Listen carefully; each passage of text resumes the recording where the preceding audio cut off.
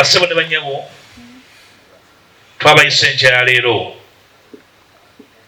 nzenga omukwanaganya w'ekisinde kya Democratic Alliance tenti ennene egatta bannabyabufuzi abava mu bibiina ebyenjawulo okubategeeza nti mu makkati gaffe waliwo omwana azaaliddwa ekibiina ekipya ekiyitibwa Democratic Front. Mbanjulidde abasajja n'abakazi eŋŋwaŋŋuli ababadde mu ffumbiro otufumbira ekijjulo kino ekitali emu yadde akawo konna akakukikujjako era mbategeezezza nti ekibiina kino ekipya ekizaaliddwa kiri wansi w'omukago gwaffe gwe twabanjulira ogwa Democratic Alliance. Era njagala okwebaza ba principal ba Alliance ababanjuliddwa abaaniriza omwana ono mu mutima omulungi era abeetegefu omulambika mu kyokkola. Era mbategeeza nti mu bbanga erijja abatandisi ba Democratic Front bajja kusobola okukola enteekateeka batwanjulire obukulembeze obulambulukufu obugenda okutwala ekibiina kino mu maaso. Batigenda kutambula nga kibiina ky'abanyi b'amalwa, kirina okuba n'obukulembeze obulambulukufu. Batukolere program ofuuka otya memba, batukolere program ovuganya otya nga oli wansi w'ekibiina kino, okola otya egy'oli okumanya bw'otuuka eri abakulembeze baakyo. Abakulu abo tujja bawa omuzindaalo mu bbanga erijja mu nnaku ezijja batwanjulire enteekateeka ey'okulonda obukulembeze. Twali muntu kujjayo kwesowolayo n'agamba nze nsinga obuwanvu nze mukulembeze. Nedda, bajja kuba obukulembeze obwo bujje wansi wa Alliance. Tukwatagane tulabike bannayuganda mu kyetukkiririzaamu era kyetugamba bulijjo tekyabutaliimu nsa kyakwebuziwaza fe abagala enkyukakyuka buli omu okutambula ng'atambula yekka ng'agenda akuuna okubi bye twakola edda ne bitakola. N'olwekyo Democratic Alliance tubaaniriza nze nga coordinator ne bannange okuwona okufita butafiira mu ssanyu Uganda nti ekibiina okutondebwa Uganda ne kyetengerera lutalo mubakubire mu ngalo abakoze omulimu ogwo si gwa kusaala. Bw'oba olowooza nti kyangu genda ogezeeko. Mbalambise bulungi abanyumiddwa bino ababyagadde akabonero ka DF gwe muti ogwo ogulina enduli seddugga ogwo ndowooza kulaga nti kiwali embuyaga enaakola ki ate nga kiyina amatabi agamala okusobola okukakomodatinga abantu bonna. Akabonero kikokozesebwa abo abaagala okubeera bammemba ba DF era abali esimba wansi wa DF. Oba logo kye bayita batya mu lwebuddu ne mukitegedde kyeŋŋambye logo nga bwe kiri eri eyeesolesa wakati mu maapu ya Uganda omuli n'omuti ogwo ogw'akabonero ne kkala ey'akacungwa kiragala ne bbululu omupeewuufu oba ow'amazzi. Sanyuse nnyo okwogera gye muli. Tujja kula tubayite mu bwangu ddala nga Alliance okubategeeza embeteza bw'enaabeera naddala ng'omwana ono ayiza okutuula n'okwavula weewaawo atambule. Si bya kutambula tannaba kuzibula. Ekyo kiyinza omusuula mu ki mu ntata. Mwebale nnyo, mwebale ddala.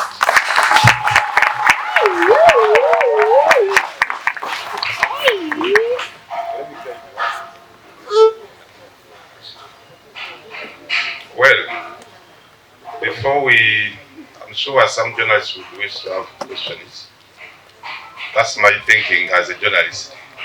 But before we go into that, I request that we stand up for just one stanza of the national anthem as we salute and welcome the baby.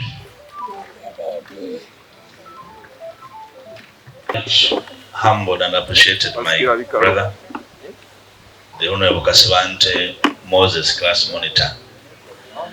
A very good morning to all of you, comrades, in a special way, my senior comrades here across that were ably introduced by the Master of Ceremonies, Honorable Kasibante Moses. I would like to begin by making an apology. We are an hour off our schedule and the media respects time, so do we. I'll be very brief with this media briefing. I would like to welcome all of you from across the country and the various media houses on this beautiful Tuesday morning, the 27th of May, 2025. The day the Lord has made.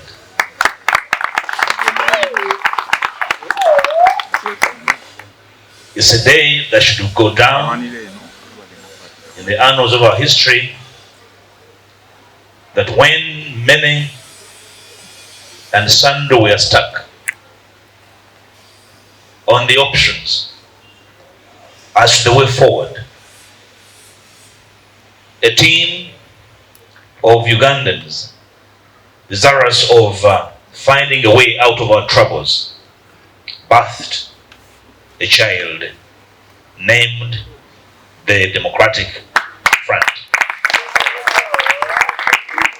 I stand for you, countrymen and women, this morning as the national coordinator of the Democratic Alliance to announce the birth of this brand new party called the Democratic Front.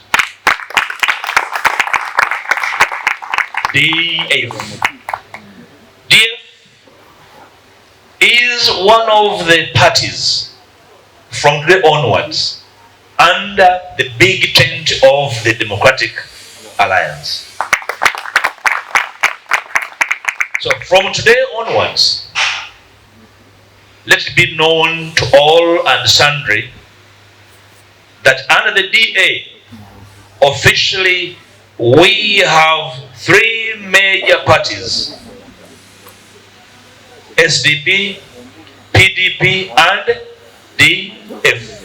Of course, with several other citizen formations therein, including members from the DP bloc, TJ to mention but a few.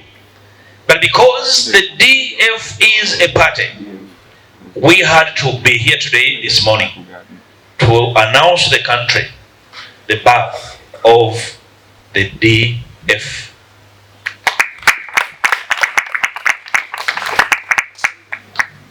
May I also be very clear to you all, Ugandans, that the birth of DF is not a compromise on the DA spirit. These are the DA headquarters. This is a child of DA. And in the coming days or weeks, the parties under this umbrella, this big tent, will sit to coordinate, to harmonize, and communicate to the country the manner in which we shall approach the coming elections as one single entity. It remains our firm belief and conviction that it is foolhardy for the opposition and all change-seeking forces to go for the next polls, each on their own. The fracturing of the opposition is a major concern to us. We strongly believe in the united opposition, and in the DA, we lead in this quest. I would like to congratulate the team that afforded this to happen and make it a day to remember. Allow me to thank a small team of very desirous Ugandans that put up time to make sure that the DF is born. Mwami Sentongo Muzaffar is here. Mr. Wisiku Samuel is here. Mr. Muki Robert is here. Mr. Sekubulwa Bruno is here. Omulonkato Stephen is around. Mr. Ivan Rutu, I think, is around. If not, clap for him in absentia. Miss Nakaiwa Farida is around, I suppose. Miss Nakavuma Madina and Mr. Sali Jamil in absentia. Those are the brains that have incubated and gave us this bouncing baby. Whether the baby is a boy or a girl is a story to tell in the coming days. The incubators or the midwives of this baby in the coming days will announce to the country a structured leadership of the Democratic Front. That should come in the coming days. Let me add this. With the clarity, the symbol of DF is this huge tree with a huge canopy. This is the symbol. You can call it whatever you want. Oba muvule ewa mwe. Oba mahogane. Naye ekyenjawulo si paapali era si ntontogolo. Kuba tewali efaana bwetyo. That's the symbol of the Democratic Front. This is the logo. Those who are corporate know when do you use a logo and when do you use a symbol. This is the logo engraved within the Ugandan map and with the symbol in the middle. That is the logo of DF.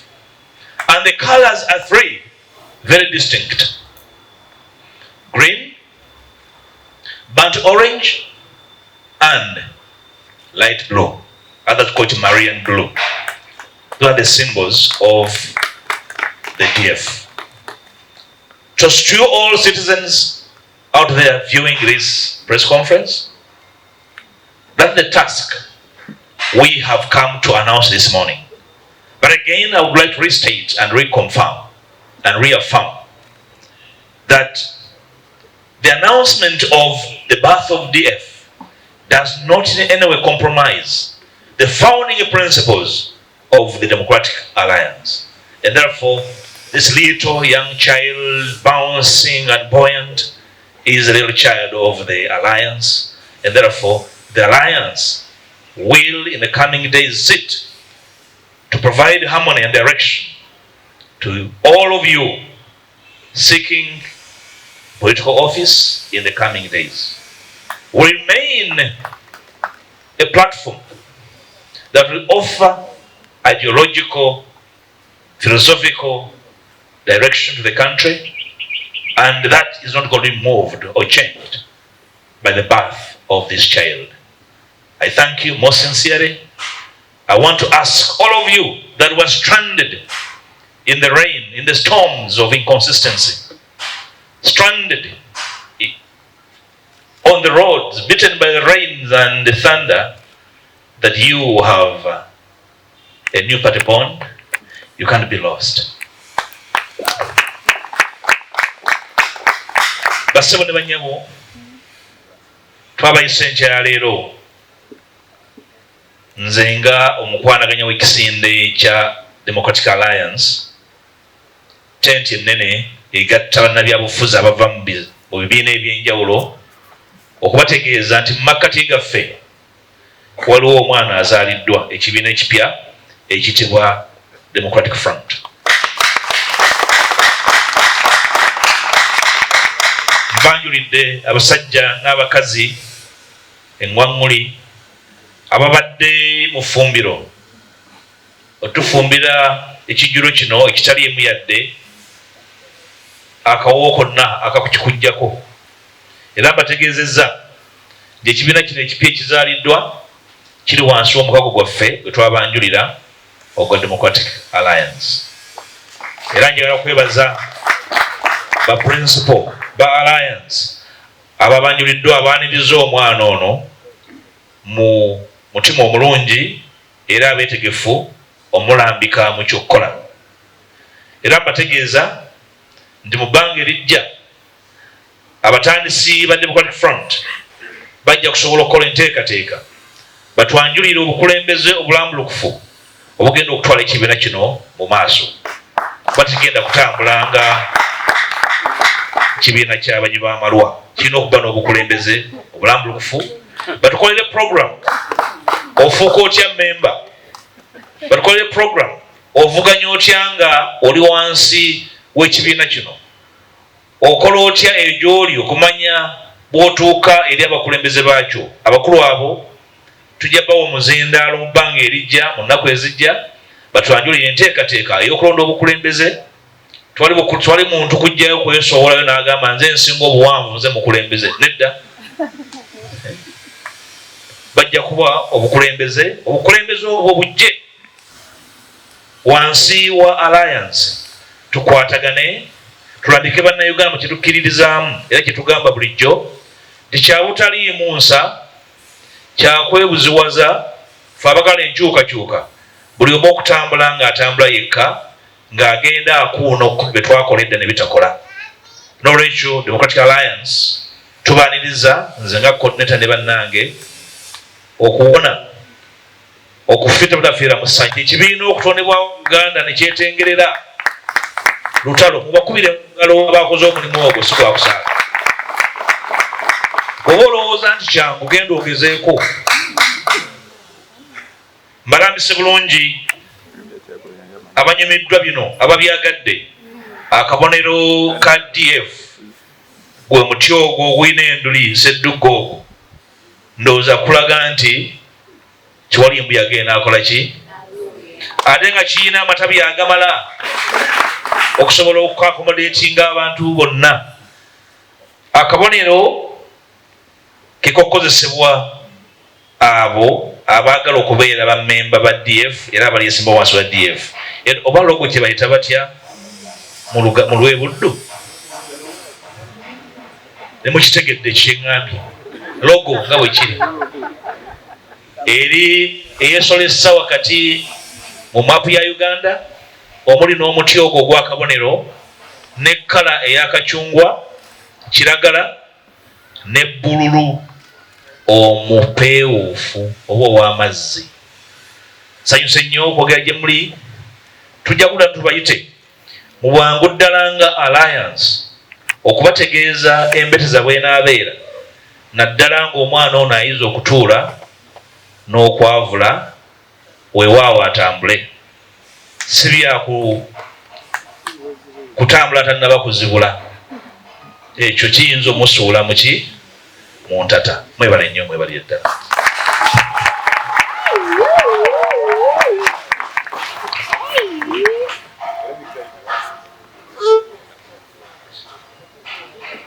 Well, before I'm sure some journalists would wish to have questions. That's my thinking as a journalist. But before we go into that, I request that we stand up for just one stanza of the national anthem as we salute and welcome the baby. Democratic Front, abanekedde obulungi olwedde mu byambalo ebyo mwekubireko mu bugalo. Eggwanga lino ekimu kubiraga nti nno livuddewo kwe kubanga emiti gibadde gikendedde. Era mukikubireko mu ngalo, Democratic Front ezze kukomyawo Uganda. Kubanga ne bw'osanga nnyumba ng'emiti gyagwa omanya nti yagwa. Omuti si mwangu guyuuza ate gwa bibala. Omuti omanya nti waliwo ebibala ebigenda okujja. N'olwekyo tweyanziza nnyo, tweyanzige. Let's welcome a few questions as we end. I'll move the microphone around. Can I see the hands? At least the first 5. 1, 2, 3, 4, 5. Ndi yalonze bulungi sitegedde kyabadde agamba. ate era ebiseera ebisinga bw'aba alina gy'atambulidde yalonda engoye zino nze ogwange gwakuzambala nja mubuuza lwaki ompa essaati ya president nga siri president. But I appreciate your line of argument. Colors n'ebigendererwa byazo, nze ndi midwife sinze nannyini mwana, ndowooza bannannyini mwana be nayogeddeko mu budde bwabwe, kubanga bategeezezza nti mu bbanga talwagenda kubeerawo inauguration. Kuno kulanga kuzaalibwa kwa mwana, omwana ajja kwalulwa, wajja kubawo omukolo omunene omugazi ogulumba bannayuganda bonna ogw'okwalula omwana. Ndowooza banaafuna omukisa okunnyonnyola lwaki kiragala, lwaki kabbululu, lwaki kacungwa. Invariably there must be reason for the choice of these colors and not any other color, not yellow, not black. Colors are symbolic of intention and purpose. Tujjabawo obudde mu kiseera kyabwe bannyonnyole, saagala kwetantala kujjula bitayidde. Ndowooza tukiweemu obudde. Sheriff, mwayita mu makubo ki, bayise mu makubo ki? Nze ng'omuzaalisa nkimanyi bulungi nnyo nti omwana basobola okumuzaala mu butonde oba okumulongoosa, era aba akoze eki? Azaaliddwa. Kati erimu ku lyo ge gaakuyitiddwamu omwana waali, simanyi yali agenze kukulisa muzadde mwana n'amubuuza wamuzadde otya. So n'olwekyo omwana yazaaliddwa era n'ekitaawe tamwegaanye. So n'olwekyo enzaalibwa y'omwana tuwanirize bwaniriza mwana yazaaliddwa, kubanga atali musawo obuuza oti engeri gye yamuzadde bepo ng'oli mwengeri. Naye kyenyinza okugamba nti ku mukolo ogw'okwalula omwana nkakasa nti byonna bijja kuyitibwamu. Ekirungi amateeka ga Uganda gawa options ekibiina nyingi kisobola okuzaalibwamu. Kati kiri gy'oli ayagala okutandika ekibiina ki ky'osalawo okukola ki? Kubanga bwe tubanga tugenda mu Ndeeba, nze ne kugamba nti mu Ndeeba ngenda kuyita ku Bulange nserengete mpite ku Popopo wekumpi. N'oŋŋamba nti gwe ekkubo eryange olimanyi Nateete. Kakati mba neebuuza oba ekigendererwa wakyo kyakutuuka gye tulaga oba kyakutuukayo ate nkulinde obudde bukola ki? Butuyiteko. Ndowooza njogedde na mugezi. Bwe kiri? Kakati Raymond, how are we going to work with all these other parties? I'll need to state this unequivocally that when we fought for the return of multi-party democracy, one of the key intentions was a matter of right, that citizens must have a right to find a framework to associate and disassociate when they feel discomfort. So, the spirit and reason of founding parties is within the laws of the land and must be well appreciated. Secondly, all political actors should never be oblivious of their surroundings. You must always take stock. You must have knowledge. You must have understanding and deep appreciation of their surroundings. It's the reason why, under the DA, we midwifed an idea that's not really intelligible for the opposition to move in different direction, each one moving around sloganeering differently to no consequence. We want to be part of politics of consequence and the positive consequence to our people, which is why we said we must engender a framework, because everybody is scared of themselves and the rest, that we must find reason to work together, to work with everyone, including the people we disagree with, as long as our disagreements are principled. That's why we went out of our way and spoke to all that could listen. We met a number of parties. We even had interaction with the platform that joins parties, the National Consultative Forum, about the need to open the talking lines of parties, but particularly for the opposition, to find reason to work together. I want to assure you that we still have the same spirit. We have never closed our doors to this spirit. And I would like to ask of the political opposition, from whichever corner you come from whichever motivation you bear, to de-escalate conflict, to de-escalate throwing jabs at each other, and find common ground to confront our common problem, our common opponent. He prefers to call us enemies. We don't think he's an enemy, he's an opponent, and must respect that. We sought as the DA that one of the issues we must handle is to deal together with the ground rules of engagement.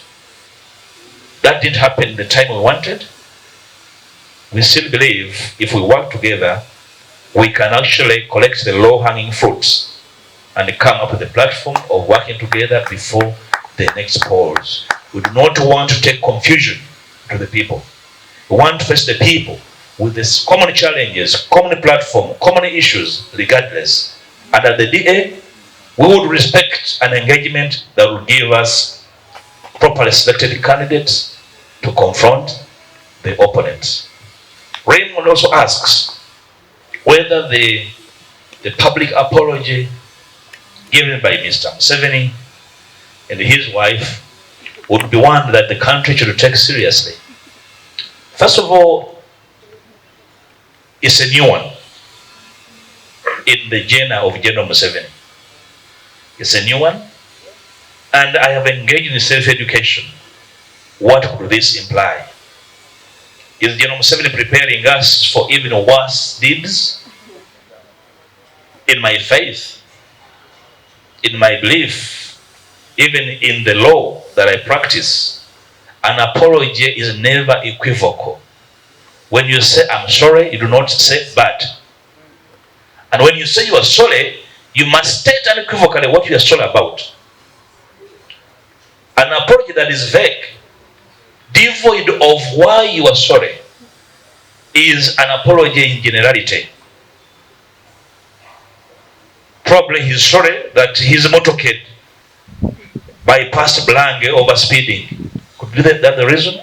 He's sorry to Buganda? Is he sorry because Buganda has more potholes than any other region? Is he sorry about land grabbing? Is he sorry about abducting our children? What is he sorry about? So I ask of General Museveni that the gesture of an apology is most welcome. But the apology must be equivocal. It must be followed by a reason why you are sorry. If you are sorry about the bad laws that you have forced Parliament to pass, so will you move as a man and retract those legislations, including the UPDF Amendment Act? Are you courageous to rescind legislation that has made it impossible for the country to progress? Are you courageous enough to rescind and retract all the bad deeds, including alienation of communities, including sowing seeds of discourse, including militarizing our politics, including runaway corruption, including all the vices, the isms that have come to your leadership? I ask of General Museveni, now that he does hear that his horse is about to fall before he climbs down, to come out with utmost clarity and inform the country why he is sorry. So when you say you are sorry, you retract, you rescind. That's what you do. This country is very divided, and the cause of division are the leaders, not the common person. The common people are together. The leaders have been divisive, very divisive of our common peoples. And therefore, we would welcome an unequivocal apology that will speak to the violations visited on our communities over the years, over the last 40 years, the denials of common services, and then we'll understand that indeed, Museveni meant that apology was not simply preparing us for even the worst to come. That's from me, Raymond. Can I take the next phase of questions? We have 3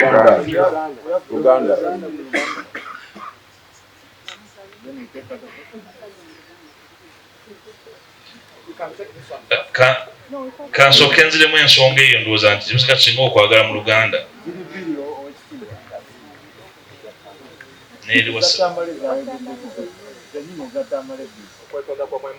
Ensonga za Mwami Tamale zijala okuddamu.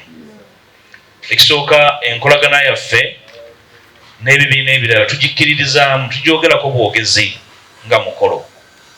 Yensonga lwaki wansi wa DA n'omwana azaalibwa tugamba mwana wa DA. N'olwekyo bw'oba okkiriza okugamba nti ozaalibwa mu luggya muno, ne tugamba mu luggya muno tuli basezi, mu luggya muno tukola bwe tuti ky'okola. Okukkiriza nti oli mwana wa DA oba okkiriza enkola ekkiriza okukolera awamu era ekkiririza mu kugatta abo abalina olugendo lwe batambula olw'obumu. Twatambula ne tusinkana ebibiina ebyenjawulo ng'ekigendererwa kuteekawo mpuliziganya.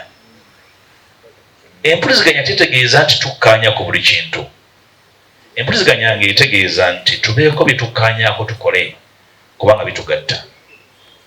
N'olunaku lwe tunaazuukuka nga buli kintu tukikkaanyaako tujja kuba tufuuse bagwagwa. Temusobola kubeera nga buli kintu mukikkaanyaako. Naye oli bye bagamba nti bino byo bikulu, ebyo ne mubikkaanyaako ne mubikola. N'olwekyo ekyo tukiriko era tusobola kivaako. Omutima guno tujja gutwala mu maaso era njala kutegeeza bannaffe bonna abali enzigi zaffe n'amadirisa n'obumooli biggule okuwuliriza. Era njala kusaba abali mu bibiina ebyenjawulo abeewulira essajja bakifuba kiwunya musaayi okukkakkanya embeera ekkakkanya etyoboola enyooma abo abalina bye bayimiridde. Naye tuteekawo enkola ewaŋŋana ekitiibwa okutegeera nti twali agenda kutondayo Uganda ye era tugenda kuwagirwa baana bo nabazzukulu bo naba mu nnyumba yo. Ensonga ya Mwami Museveni ne mukyala we ne kabiite we, ekyo kituufu nakyo gye baalaze mu kwetondera eggwanga n'okwetondera Obuganda. Nze nga Munnayuganda ng'omukulembeze ng'aliko omuweereza wa nnyinimu tujaaniriza. Naye okwetonda ne mu ddiini gye nsoma bw'oba weetonda ne kyewakola okyogera kye weetonda. Bw'ogamba bugambi nti banaye mu nsonyiwe, oyinza okuba nga weetonda tuyitako misinde ng'odduka mu motoka zo tufuumulira nfuufu nga kye weetonda. Okuggyako ng'otubuulidde ki kye weetonda. Okwetonda okukubeera kw'amakwekansamu. Ekyokubiri, Mwami Museveni oyinza okuba nga aluteekateeka. Yali mukwano gwe ennyo omugenzi Nyerere, yeetondera abantu b'e Tanzania era bwe yamala okwetonda n'alekulira. Mwami Museveni nga wali muyizi wa jeno wa Mwalimu Nyerere, ekyo bwakikolera Bannayuganda anaaba agenze mu byafaayo. Okwetonda ate ng'oteeseze kalabba kuwanikako baana baffe, tuba twebuuza ekigenderero wakyo. Oyagala tusumagire otuwanike kalabba nga situlaba? Okwetonda tukwaniriza nga kuliko n'ebikolwa. Bwekuba kwetonda olw'amateeka amabi, bwekuba kwetonda okuyuza obulere ssemateeka, kye tunaasiima kwe kuggyayo amateeka gonna. Mwami Museveni n'akulemberamu olugendo olw'okujjulula amateeka agaggyeko Bannayuganda ekitiibwa kyabwe, okubakkakkanya n'okubaleka nga bamulekwa mu birowoozo ne mu bikolwa. Ekyo bw'aba n'abakyagala okukola, tujja kubeera naye mu mugongo okujjula byonna byonna ebyakolebwa nga bityoboola eddembe ly'obuntu, nga bimalawo ko Bannayuganda emirembe tubirindiridde. My name is Hakim Wampamba. I work with NBS Television. I can take you through the legal process of issuance of a certificate. Before you get a certificate, you first of all must have a constitution.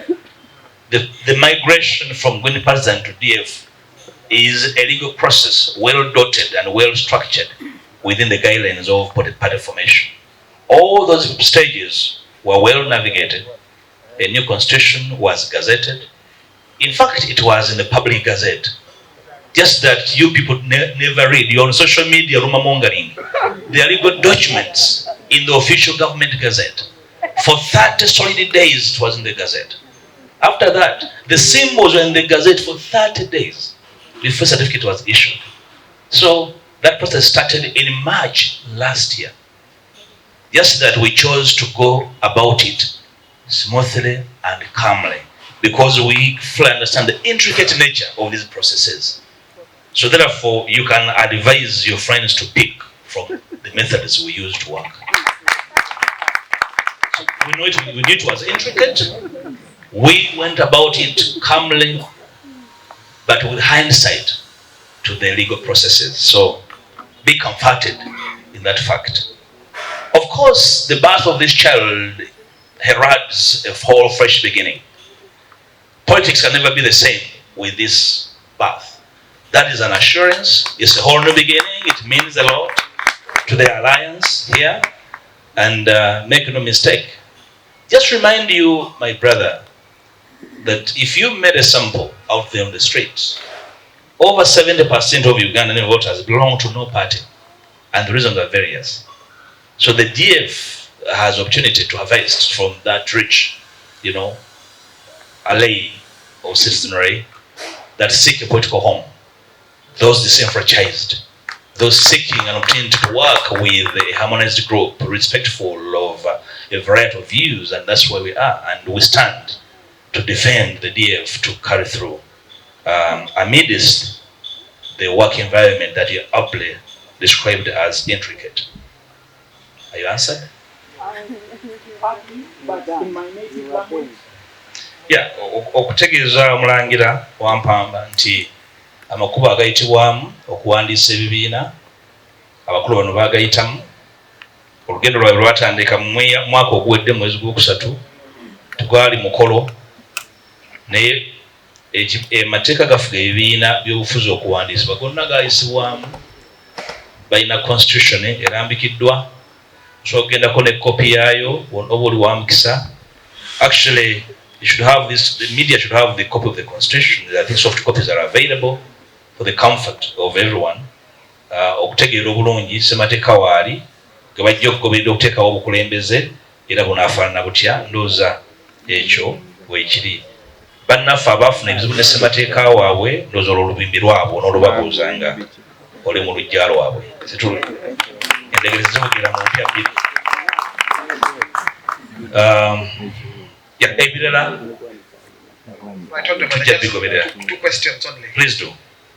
Thank you, Right Honorable. My name is William Ranga. I work with Beg Media, Beg TV.